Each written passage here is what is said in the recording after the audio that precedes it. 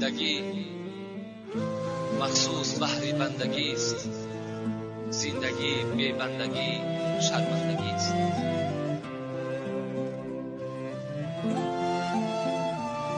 گوش سر با جمله حیوان همدم است، گوش دل مخصوص نسل آدم است.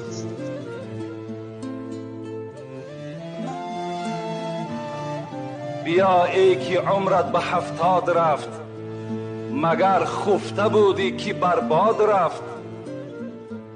ز 50 دیرم 5 اگر کم شود، دلت ریش سرپنجه غم شود.